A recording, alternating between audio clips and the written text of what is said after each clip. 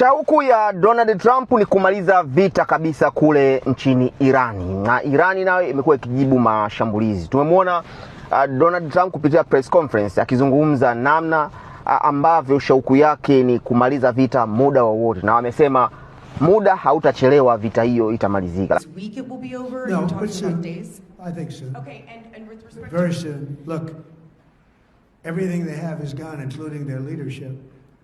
In fact, they have two levels of leadership, and even actually. Lakini tumeona pia kupitia ukurasa wao wa Ikulu umeposti video na ukieleza shauku yao pia ya kumaliza vita na kuonyesha namna makombora yao yanavyohiti eneo la Irani. Lakini kwa upande wa Irani hatujaona dalili yoyote ya kusitisha vita muda huu, na wakiendeleza mashambulizi, ingawa kuna taarifa nyingi za Marekani na vyombo vya Ulaya vikionyesha mashambulizi mengi yakiweza kwenda kuishambulia Irani. Lakini upande wa Israeli, Tel Aviv, na hatupati details nyingi kwa sababu vyombo vingi vya Ulaya havionyeshi details ya ndani kabisa kuhusiana na kinachoendelea upande huo. Lakini haimaanishi kwamba hakuna mashambulizi yoyote ambayo yanatoka kwa Irani kwenda Israeli. It means vita bado hipo. Lakini taarifa nyingine ambayo tumeiona ni tumeona rais wa Urusi Putin ametoa maagizo au amezungumza kwamba sasa ni rasmi mlango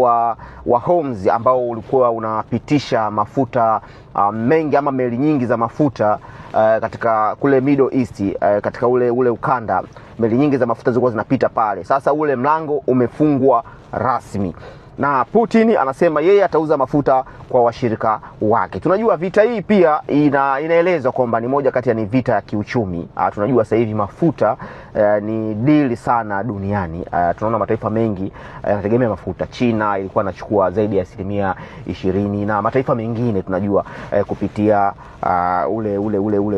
kupitia ule mlango wa Hormuz.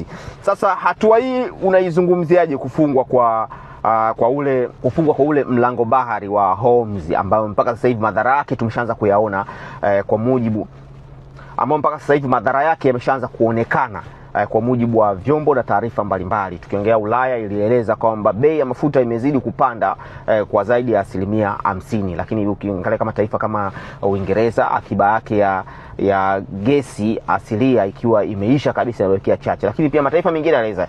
Nchini Tanzania pia tuliona Rais Dr. Samia Suluhu Hassan alizungumza na kueleza kwamba tayari mafuta yameweza kupanda kwa zaidi ya 13. Una maoni gani kuhusiana na hichi kinachoendelea, na bado usitishaji wa vita bado hujajulikana ni muda gani, na bado wanaendelea kushambuliana?